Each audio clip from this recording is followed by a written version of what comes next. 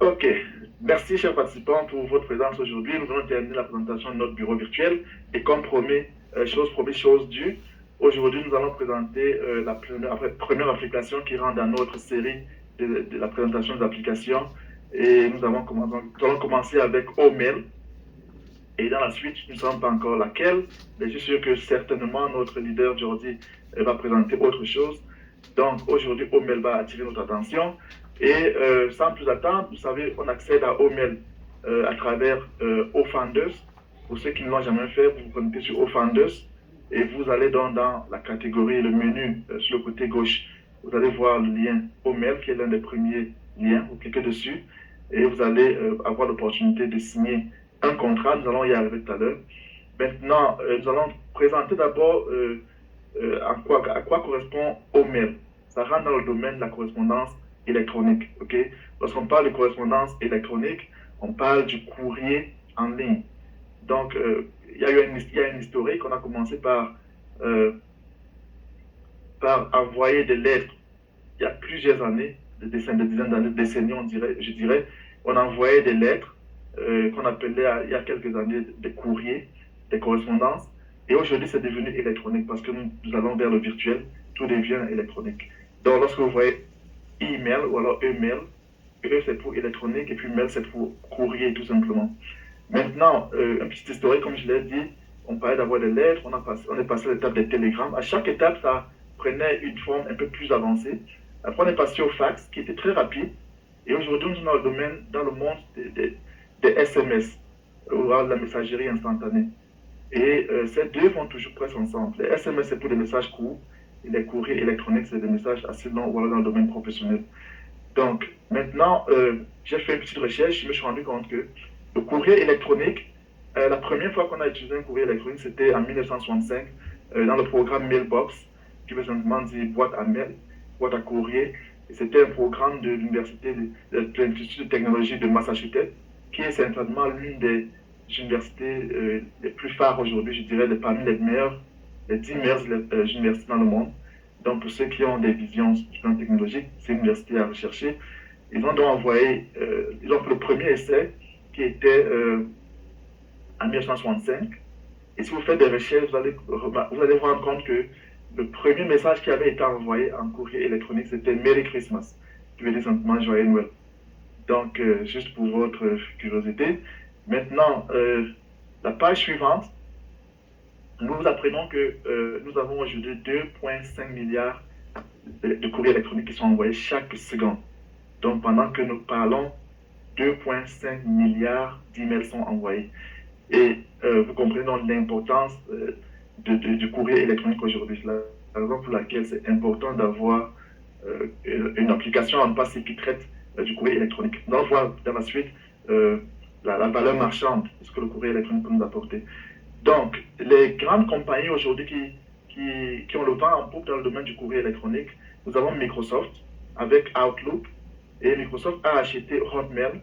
Hotmail, c'était vraiment dans le passé l'application phare des courriers électroniques, mais parce qu'ils avaient beaucoup de succès, Microsoft les a achetés et ils ont amélioré. Aujourd'hui, on n'en parle plus, mais ils sont toujours utilisés. Vous avez des gens qui utilisent toujours Hotmail aujourd'hui, y compris moi. Ils ont été améliorés et aujourd'hui, on parle beaucoup plus de Outlook.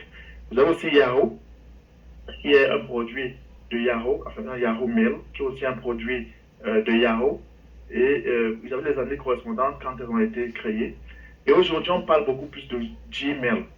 Gmail, donc cette application de Google qui est vraiment, je dirais, au top aujourd'hui dans le domaine du courrier électronique et ça n'existe que depuis 2004.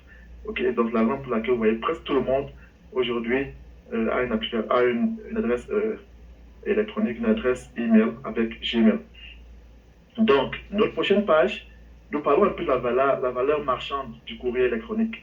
Pourquoi est-ce que nous pensons que nous allons faire beaucoup d'argent aujourd'hui? En 2020, c'était évalué à 7,5 milliards de dollars dans le monde entier, c'est-à-dire tout le monde qui fait de l'argent alors qui investit dans le domaine du courrier électronique. Ça, c'est la valeur marchande ou alors l'argent qui circule sur Internet en termes de courrier électronique.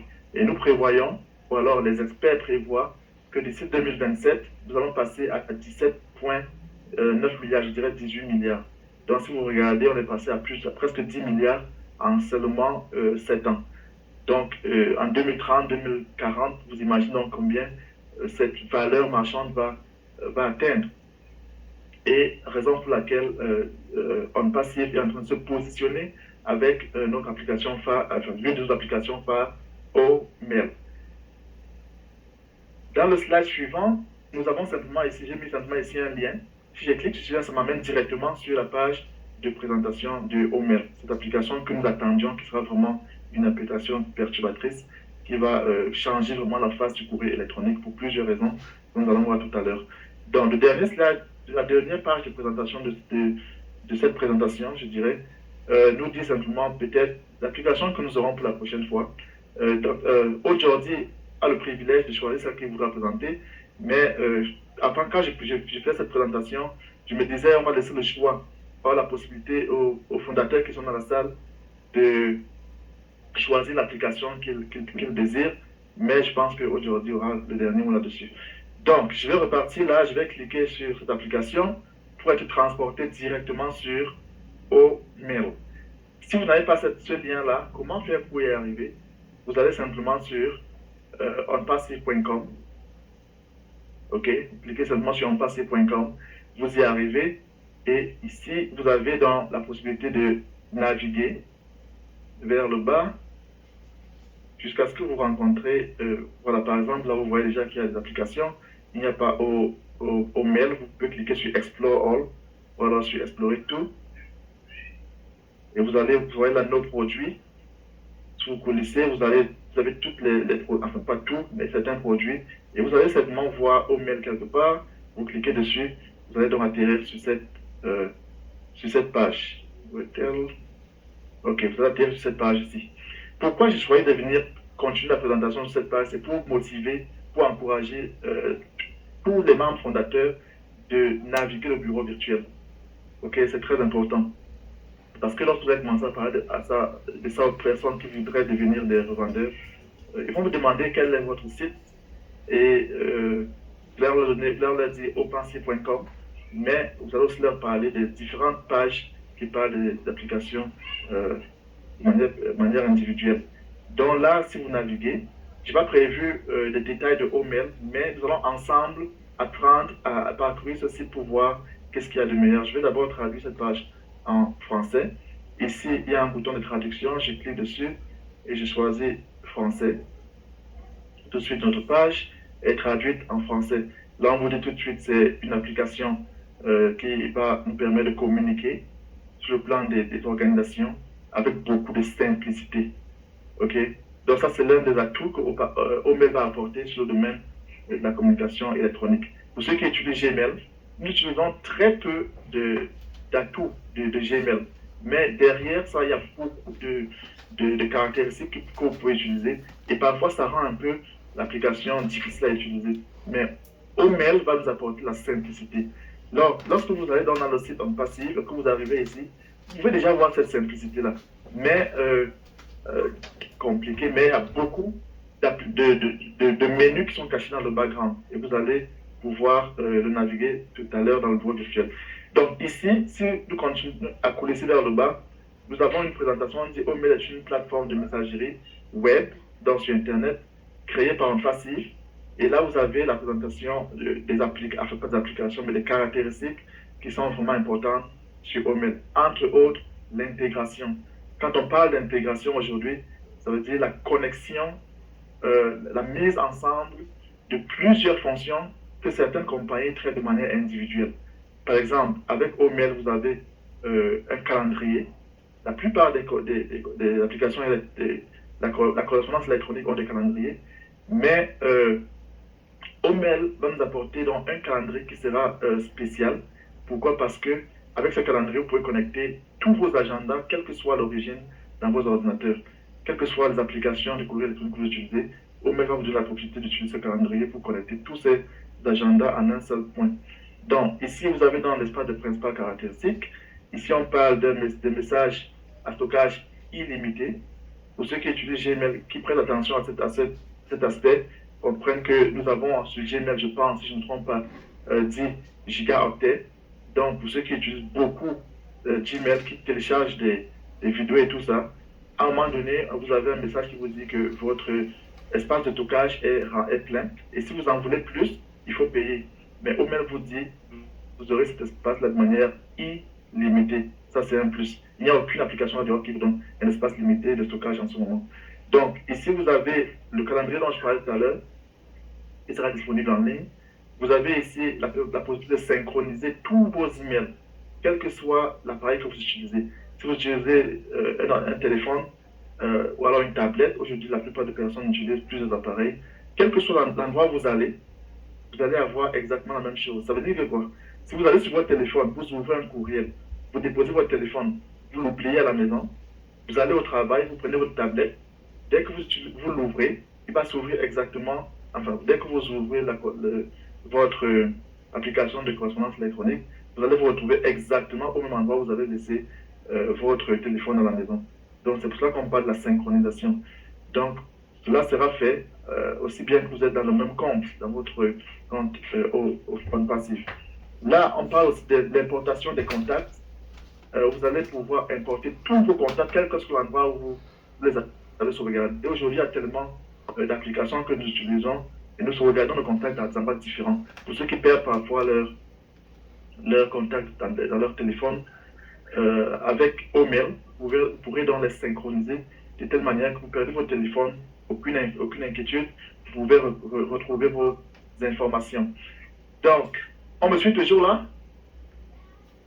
Allô? Oui, Ange, oui. Ok, parfait, je voulais juste me rassurer. Donc, ensuite, vous avez une autre caractéristique ici, la personnalisation et l'activation des notifications. Donc, la plupart des applications le font, mais aujourd'hui, on pense qu'il va, avec l'intelligence artificielle, mettre cet aspect vraiment à un niveau très, très, très élevé. Vous allez personnaliser, vous allez paramétrer, le mot que je cherchais, la manière à laquelle vous voulez recevoir vos notifications. Vous savez, parfois, votre téléphone affiche des messages qui arrivent et ça peut être perturbateur. Vous pouvez donc personnaliser sur votre application Omail comment est-ce que vous voulez recevoir ces notifications. Si vous cliquez sur ce bouton, vous allez voir une autre caractéristique qui parle de planification des emails. Qu'est-ce que ça veut dire? Ça veut simplement dire que vous pouvez saisir un email aujourd'hui. Pour ceux qui sont très occupés, qui veulent envoyer des emails, par exemple, des joyeux Noël à la fin d'année, vous le saisir aujourd'hui et puis le configurer de telle manière qu'il ne soit envoyé au mail automatique que le 24 décembre 2022. Okay? C'est pour ça qu'on parle de planification des emails. Donc, si je clique sur le bouton, on a une autre, on parle encore de stockage illimité. Donc, on a fait la boucle. Donc, voilà les caractéristiques qui vont faire d'Omail l'une application phare sur le marché de la correspondance électronique. On peut aller dans les détails, mais on va pas prendre tout ce temps, on va s'arrêter là. Mais si vous allez plus bas, vous avez cet espace FAQ, en anglais c'est Frequently Asked Questions, qui veut simplement dire les questions les plus posées. Vous cliquez, vous allez avoir une réponse. Si vous cliquez sur lire la suite, vous allez avoir beaucoup plus d'informations sur la connaissance du courrier électronique pour vous éduquer. Là, vous retombez sur d'autres applications et on a donc parcouru le bureau virtuel. Je vais donc rentrer rapidement sur Omail et je pense qu'on va arrêter l'enregistrement.